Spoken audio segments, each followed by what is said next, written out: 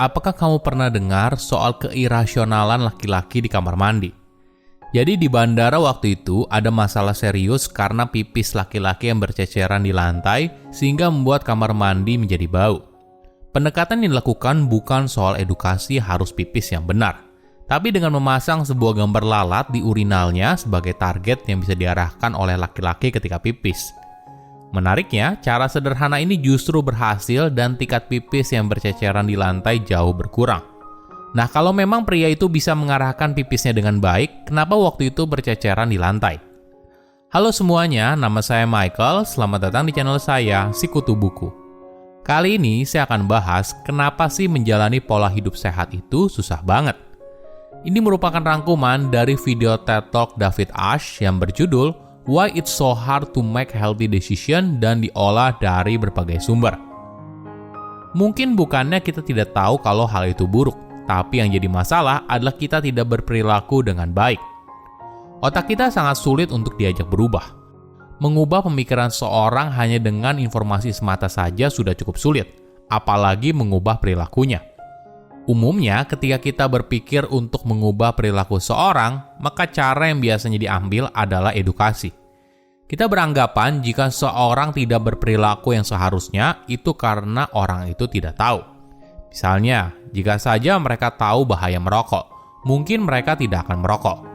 Atau jika kita bicara soal ekonomi, asumsinya kita menganggap setiap orang selalu melakukan perhitungan untung rugi yang detail sebelum membuat keputusan keuangan, sehingga mereka diharapkan selalu membuat keputusan yang benar setiap saat.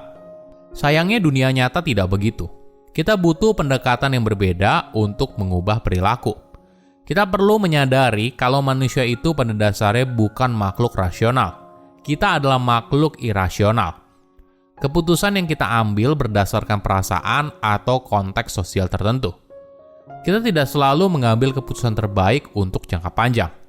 Namun kuncinya bukan hanya menyadari kalau kita merupakan makhluk yang irasional, tapi makhluk irasional yang mudah diprediksi. Salah satu contoh irasional manusia adalah present bias. Sederhananya, ini adalah bias manusia di mana hasil di depan mata lebih menarik daripada hasil di masa depan. Misalnya, jika kamu sedang diet lalu ada orang yang menawarkan sepotong kue coklat, kamu tahu seharusnya kamu tidak makan kue tersebut. Tapi kok kue coklat itu menarik banget dan ada di depan mata kita. Sedangkan diet kan bisa nunggu besok. Ibarat sebuah ungkapan, kerja keras akan terbayar di masa depan. Tapi kemalasan terbayar di saat ini. Jadi jangan heran kita selalu mengambil jalan termudah, tercepat, dan ternyaman. Walaupun pada akhirnya hal ini tidak membuat kita jadi lebih baik di masa depan.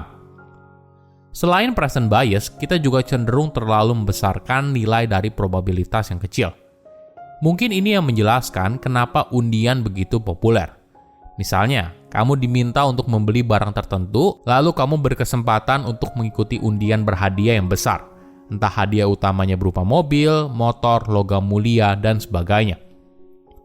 Orang yang ikut undian bukannya mereka tidak bisa berhitung berapa peluang mereka untuk menang. Tapi entah kenapa logika tersebut sulit sekali kita cerna. Bayangkan apa yang terjadi bila kamu tidak ikut, tapi temanmu ada yang menang.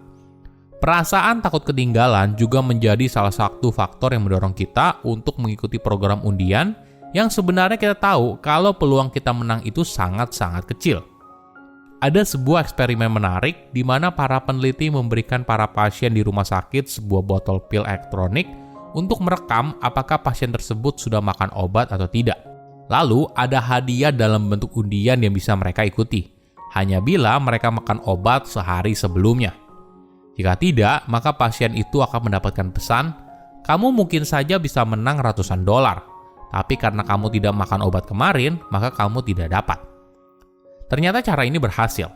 Pasien kesal dengan perasaan kalau mereka ketinggalan sebuah peluang. Ini yang membuat tingkat kepatuhan pasien untuk makan obat meningkat. Nah, ini yang perlu kita pahami.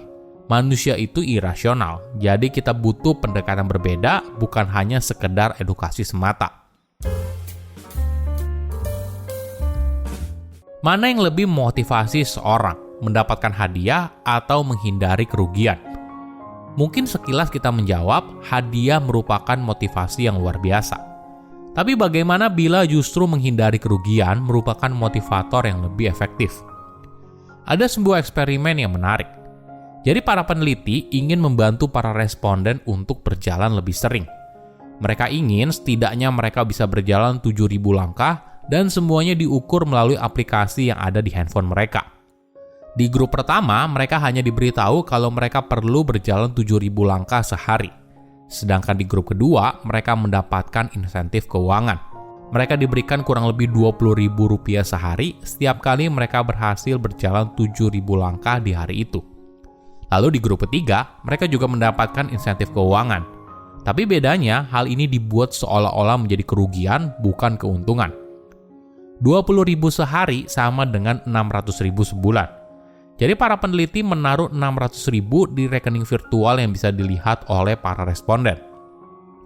Setiap kali mereka tidak berjalan 7.000 langkah sehari, maka para peneliti akan memotong Rp20.000 dari rekening mereka.